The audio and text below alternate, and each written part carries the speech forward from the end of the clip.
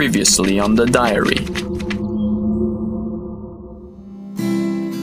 Since Jessica and I kissed, we've had the most real conversations I've ever had in my life. We made each other cute promises. Jessica promised she would never hurt me again like she did. So, with my index finger sideways on her chin, I aligned her face with mine. I promise you that I will never leave you. What would you do to your sister if you found her? I don't know. Although, I should start brainstorming what I would do because I sent her dad after her, and if I tell him once, I'm sure he can lead me to her. But I think I'm ready to forgive them. I would rather wipe the slate clean and start over with you than to have you go off on a vengeance rampage and then not come back to me. Then, the Foot Clan nurse came into Jessica's room and immediately let go of her hand so he didn't get wind that something was going on between us. I could see how Jessica still feels completely intimidated by his presence. Today, when the nurse walked in for his daily checkup, I approached him from behind, stabbed him in the neck with a syringe, and whispered in his ear, "Why did Craig and my sister let Jessica live? Remember what the male nurse was doing with Kiddo, the bride, and Kill Bill? That's what I'm here for, to do that to her." "Oh, so you're the mother flower I need to take out to keep her safe." No, I don't really want to hurt her. I'm just following orders. I'll do whatever you say, please. If you forgive me, I will owe you my life." "You're damn right you owe me your life. I just need you to leave us alone and protect us." "Do we have an understanding?"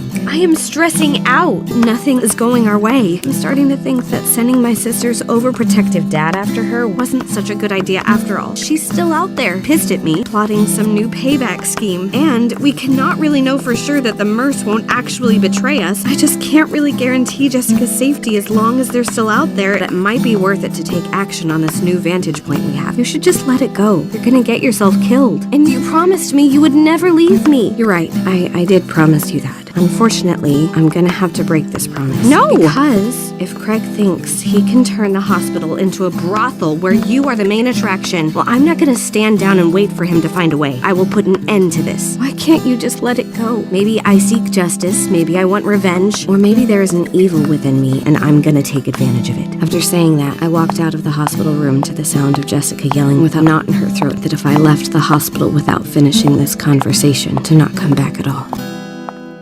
The following takes place on July 23rd, 2015.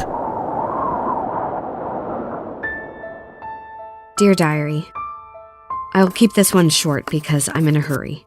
I haven't seen Jessica since I walked out on her 2 days ago, but both days I've come to the hospital. Yesterday I just kept watch from outside the building. Today I went in, but I didn't go to visit her. I went to see the Merce. I was coming to ask him for a favor. I still hadn't decided yet what to offer him in return, but the funny thing is, as soon as he saw me, he approached me first. "Hey, listen, now that we've cleared the air between us and that we are friends and all, I wanted to ask you, what's the deal with Jessica? She's like really pretty. Like, whoa, pretty. Like, I might have to rethink some stuff. Pretty. I know that. She's not just pretty, she's also very smart. So, what's your point?"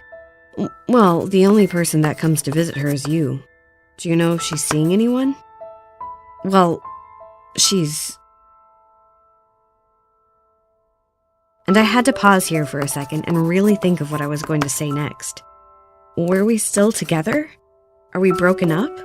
Are we on a break? The favor I was going to ask him was to watch out for and protect Jessica while I'm gone. If he truly likes her, wouldn't he take care of her better if he thinks he has a chance to be with her than if he thinks she's with me? If the Merce tells Jessica that I told him she was available, that will tell her that I think we are already done.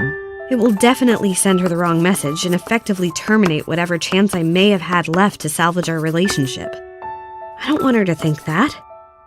Besides, now that we're friends, the Merce is actually quite good-looking. He might have a chance to swoop in and take her away from me. I don't like the way I left things with Jessica. And I won't be able to see her for a long time since I'm going away for a couple of weeks without saying goodbye. But I also want her to have the best possible defender. And if the only way to do that is where I lose her, then so be it. I know that by doing all of this, I'm breaking a lot of promises I made her. But still, the most important one I have to keep. I promised that for her, my life I'd give.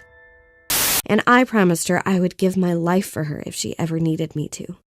And as God is my witness, that is exactly what I'll do. I will do whatever it takes to keep Jessica safe. This is what this trip is about. And that is what this will be about. It's not about hiding our relationship from a Foot Clan member that could still rat us out to Craig if he wanted to. No, that's just an added bonus. So I had to utter the most difficult words I've ever said. For the first time in my life, I felt like the worst kind of thief. Have you ever broken your own heart, Diary? It hurts like hell when someone else does it. But when you are the one doing it to yourself, both on purpose and against your will, with no one forcing you to do it, there is no one else to direct your anger at but yourself. Diary, I've never loathed anyone as much as I loathe myself right now. I am my worst enemy, and right now, I want nothing to do with myself. She's all yours. Hate, C.